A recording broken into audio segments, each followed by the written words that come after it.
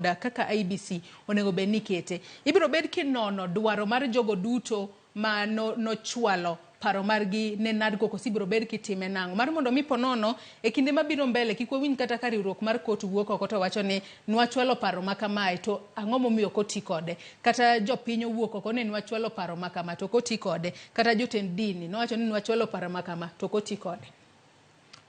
Ing'eni NADCO nondiko report bang' winjo pach oganda mathoth ahinya, oganda grube migepni mopogore nobiro mbele NADCO, moting'o nyaka kotugo, oting'o nyaka Federation of Kenya Employers, oting'o nyaka religious organizations, oting'o nyaka LSK, ji mang'eny ahinya.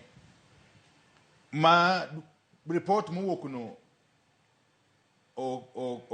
okete makini paro manogologo.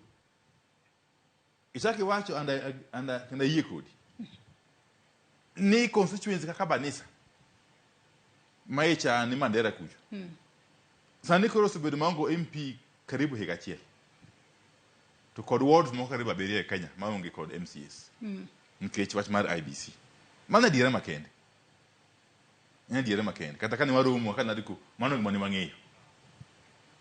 Ichaki wacho ni wach mar review mar boundaries mar constituencies monego bed ni ka beto nonego bed ni ka February ni rumo to yudo ka negi se review nikech okawo ga thuolo moro matin. Okawo ga onego bed ni time e kind higni 10 kod higni 12 bang' review mokalo. Higni 12 dhi rumo tarik 12 dwe mar adek madhieni. Mano nyiso ng'ata ma mung'eyo kaka moko timore ga Kenya wakaendi kata piny mangima ni ka hada IBC bedie sani sama weni ni ka wuon wan kod IBC commissioners ochamo muma ka wuon tarik 6 dwe mar 2 ok ginyal timo boundary review magitieki kapok ochopo tarik 10 dwe mar 3 mani ng'eyo koro ang'o ne watimo kaka ndiko nikech wacho modhi e skul ang'eyo gi nyaka wabed kod paro manyalo konyo piny. Paro mwagolo e NADCO report gin ariyo. Mokwongo wadhi loko pen chike mondo mi bunge teko mar loko ndalo ma onego bed ni time review mar boundaries. Sasa dwano loke thuolo maro kata komede gimedo kata gidwoko chie sasa mantie gimomiyo onego tim kamano to ginyalo ma timo kamano ka giyudo 2/3 mag jood bura te ata malo adicha kata riyo adek mar kwan jood bura te manie bunge.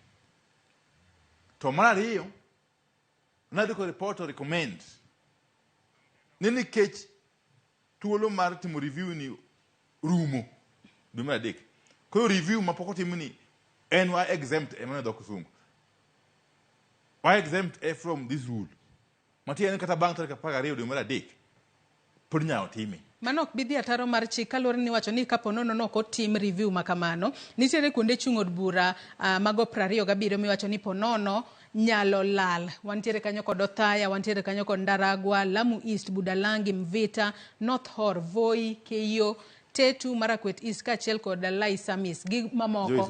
Ponono koko tim review no mapiyo piyo. Jogo biro timore na. Joyce Wanyisi. Mokwongo review dak timore sani. Kapok ochopo taka paro madek. Mana se nyisi ng'eyo.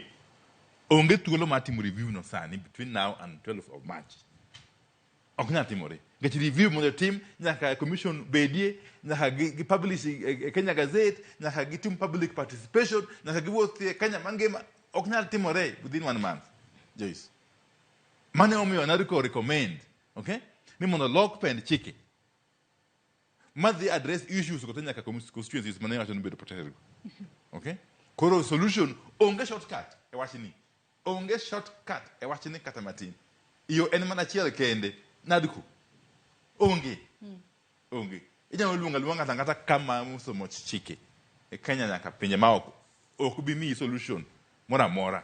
Nyaka luma na roadmap manyo NADCO chiwo. Ko NADCO no e solution mwanego sani kaka jo Kenya. In fact, abed ndwacha to ndio kata parliament luong chon. Kadu ma chelo kuju. Mondo deal with mana rekoni. But you see parliament wan wango teko maluong. Koro wali tare ka par ka dek tari mabiro. Mondo bungo duogi mondo chak tiyo tijeki. To unga yo machielo, I'm telling you. Omiyo jo Kenya bedu mana gi kwe. En wach marach ahinya kendo ok en gima ber ni constituency kaka Banisa osebedo maonge mbunge kuom ndalo malach machalo kamano. To democracy nyaka bedie kod a price. E piny kaendi ing'iyo chik ting'iyo siasa bende. Koro nyaka balance gi moko ariyogo. Ke chik to ne nitie. Kata mana wadhi ka ng'anyo chik to ne nitie. Chik ne nitie mane ne gikale od bura gang'enge mane oloko IBC Act bomiyo gi loko composition mar IBC selection panel e yo mok wayiego. Chik ne nitie. To chik no dako osemiyo gikelo IBC manyien. Now more than a year. Gech panel mar Makanda. Neno chuog karibu dwe mar ariyo higa cha. Koso? More than a year ago. Dake gise miwa IBC manyien. En nikech nitie siasa bende. To ok inyal ng'iyo chik tiwe maka ng'iyo